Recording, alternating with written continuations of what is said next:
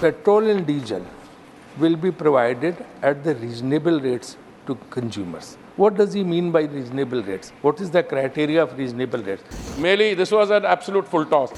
The Honorable Minister has given a very elaborate reply. And in the last para of his reply, he has said under the USO's, Universal Service Obligations, the petrol and diesel will be provided at the reasonable rates to consumers. What does he mean by reasonable rates? What is the criteria of reasonable rates? Because in world market, prices have gone down, but we are still giving consumers at the higher rate, both petrol and diesel. This is a very serious problem, sir. So you please define what is the reasonable rates to consumers. You have asked it, you see. Honorable Minister. I am deeply grateful to the honourable member for having asked Honorable this Minister, question. I every time get very suspicious when the minister is grateful to the member. Yes, because when full tosses are thrown at in a cricket tournament. Okay. So So it was a full toss. Merely, this was an absolute full toss. Sir, I would like to remind the honourable member that the petrol and diesel were deregulated when the then government was in office between 2004 and 14. Deregulation means that the prices of the commodity in the market are not set by the government. So we have an interesting situation on our hands, and I'll come to the second part of the honourable member's question of prices here being high and elsewhere being low. It's exactly the opposite. In India today, the prices are the lowest, and this is the only country where prices have actually come down, thanks to the very bold and ambitious and far-sighted decisions taken by the Honourable Prime Minister. When the government of 2004 and 14 was in office, we had a very learned finance minister who decided in order to maintain price is at a level, he floated something called oil bonds, sir. Oil bonds were floated for 1,41,000 crores, and as they say in my language, Punjabi, o karza le nana te pukte pota. Today we are having to pay back 3,50,000 crores for that kind of a far-sighted decision. Mr.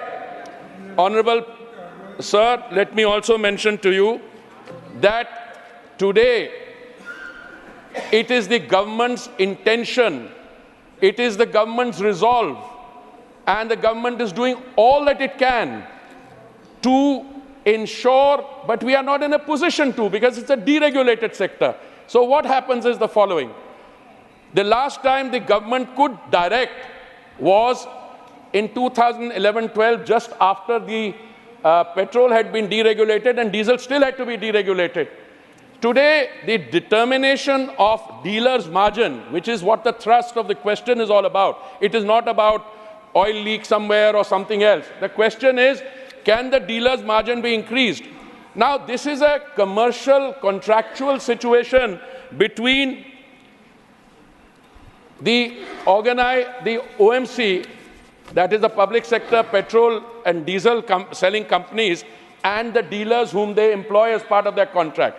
So we have currently in the country 90,639 ROs or retail outlets, out of which 81,000 are in the public sector, and the other 9,000, sir, are in the private sector, which is Reliance and Nayara. These are the two private sector.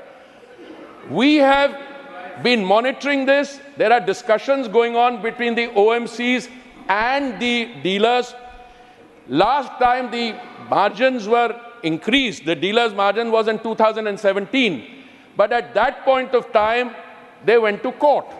And why did they go to court? The dealer's margin today is, I can read out the amounts to you, both in terms of petrol and diesel, the OMC dealer margin is higher, I think, than the private sector unit still. They went to court because they thought some of the conditions in the guidelines which had been stipulated were somewhat stringent. So when the dealer margin is raised, one of the conditions that the dealer has to comply with is to ensure that the wages to their employees are paid according to the Minimum Wages Act or such acts which are distinct.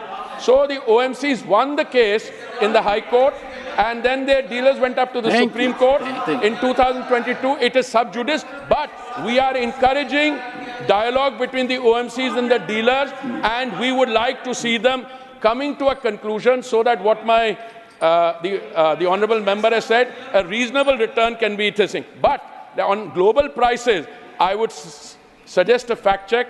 So we are in a situation we were able to control prices because the Honourable Prime Minister reduced excise on 2 occasions, which brought down the price by 13 and 16 rupees. VAT reduction in BJP state were even more because they reduced. Unfortunately, not all the other states complied. In one of the states, sir, recently they raised the prices. I'm referring to a particular state in the south. I'm not taking any name. So thank you for the question. It gave me an opportunity to reply in a more wholesome manner.